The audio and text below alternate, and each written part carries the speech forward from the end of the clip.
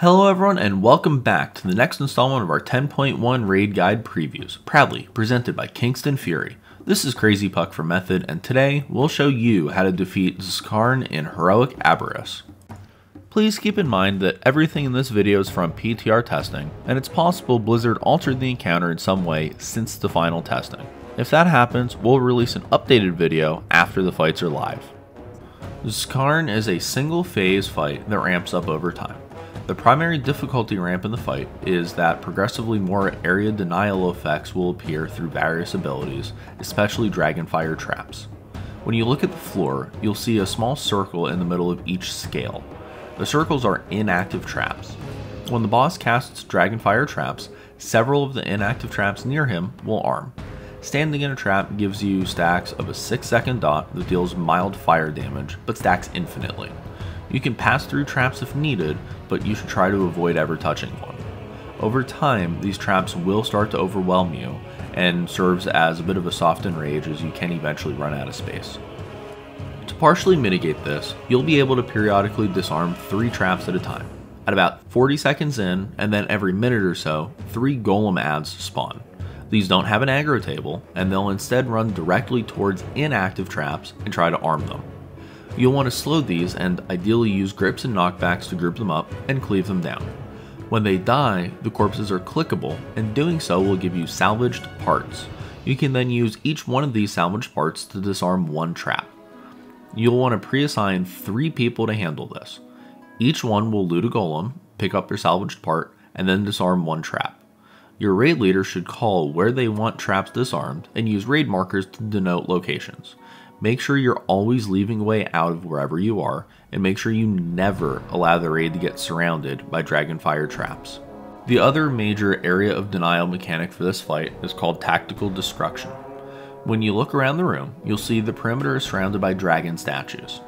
Whenever the boss reaches 100 energy, he'll cast Tactical Destruction, causing nearby statues to breathe fire in a large circle around itself. If you're in that circle when it explodes, you die.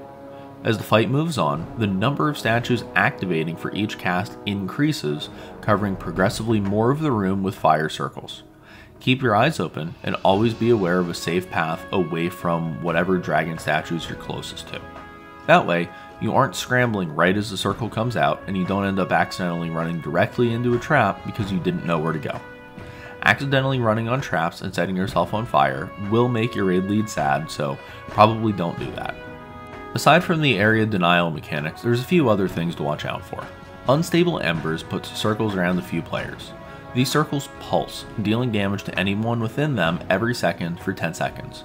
If you get a circle, just move away from people. Blast Wave deals raid-wide AoE damage and applies a mild dot. This also knocks everybody back, which is the real danger here. Make sure you're positioned in a way that you won't be knocked back into either a trap or one of the Tactical Destruction circles, or you'll almost certainly die. You can position yourself to be knocked into the wall nearest where you are, or just aim yourself to be knocked into an opening. Just ensure you don't get knocked into things that'll kill you. The tanks also get a couple mechanics to mess with for this boss. The first is Searing Claws, which applies a stacking dot that lasts for 20 seconds. You'll just want to swap at around 5 or 6 stacks of this. The other tank ability is called Shrapnel Bomb, and these things are much more impactful. The boss will spawn 3 bombs around the room. After 30 seconds, the bombs explode, dealing massive raid-wide damage and also applying a raid-wide dot. If a bomb explodes, you'll almost certainly lose people if you don't just flat-out wipe. Fortunately, you can proactively trigger these bombs. Doing so deals heavy physical damage to the soaking player and also applies an 8-second dot. This is where the tanks come in. Whichever tank doesn't currently have the boss should be soaking bombs. Ideally, you only want to soak 1 at a time, wait for the dot to fall, then soak the next. You can soak 2 in a row if you really need to, but we recommend using a cooldown if you do that, as the combination of 2 shrapnel bomb dots plus stacks of Searing Claws can actually be lethal even for a tank. If absolutely needed, you can also have players with mobile immunities like Bubble or Turtle soak a bomb or 2. Remember, it's physical damage, so things like a Rogue's Cloak of Shadows will not save you, but full immunities will. This fight is really mostly about controlling the environment around you. You'll need to rotate the boss around the room to open areas, and your raid leader needs to be proactive in calling where to disarm traps. The better job you do at managing traps, the more space you'll have to work with, and the less dangerous the fight gets. Lust on Pull, new card, don't stand on people's circles, don't stand in bad, and don't get knocked into bad. Kill the golems as fast as you possibly can when they come out, disarm the traps, and work down the boss's health.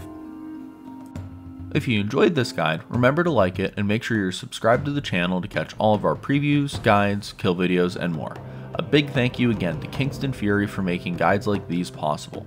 From everyone here at Method, have a great day, and we'll see you next time.